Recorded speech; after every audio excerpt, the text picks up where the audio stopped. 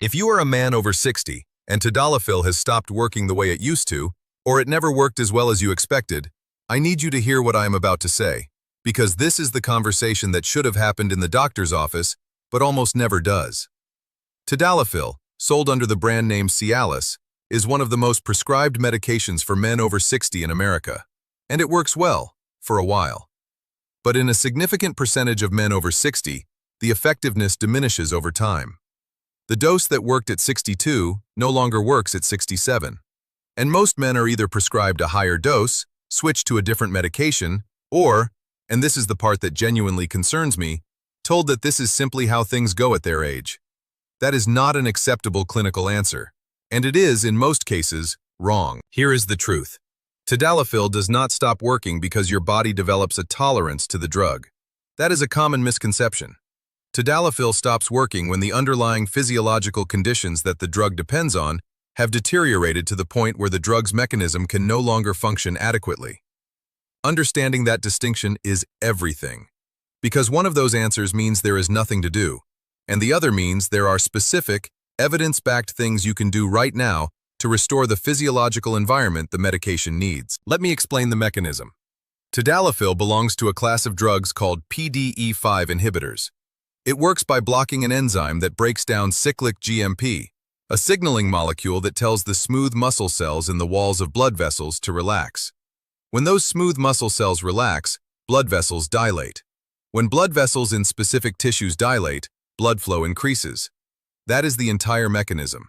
Tadalafil does not create arousal. It does not increase testosterone. It does not directly stimulate any nerve. It simply creates the vascular conditions in which natural arousal can produce its intended physical response. Now here is where age becomes critical. For Tadalafil to work, three things must be present. First, adequate levels of nitric oxide, the molecule that actually triggers the production of cyclic GMP.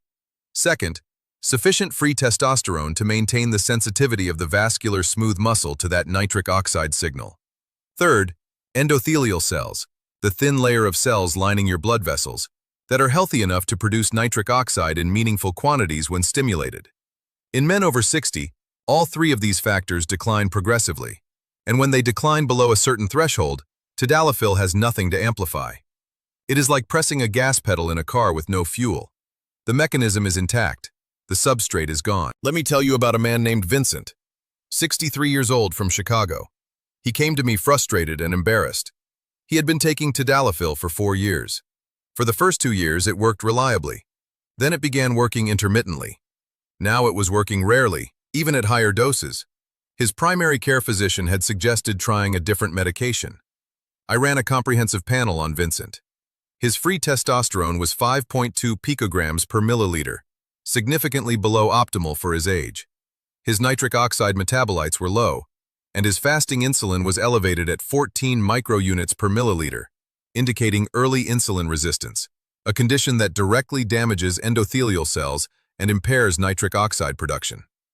Vincent did not have a Tadalafil problem. He had a metabolic and hormonal environment that was no longer compatible with Tadalafil's mechanism of action. We addressed the three substrates directly. For nitric oxide, we implemented a daily protocol of morning exercise, specifically resistance exercise and brisk walking, which stimulates endothelial nitric oxide synthase, the enzyme responsible for nitric oxide production. Research from the American Heart Association shows that men over 60 who perform 30 minutes of moderate exercise daily increase their endothelial nitric oxide production by an average of 32% over 8 weeks. For free testosterone, we addressed his SHBG levels with targeted dietary changes and specific supplementation, which I have covered in detail in other videos on this channel. Before I continue with Vincent's protocol, I want to mention that many of you have been requesting specific product recommendations for hormonal and vascular support. I have personally shortlisted several vitamin and supplement suppliers whose products I believe are genuinely relevant for what we are discussing today. Please check the description below. Everything is linked there for you because you asked, and I want you to have access to products I have actually reviewed. For Vincent's insulin resistance and endothelial damage, we used a two-pronged approach.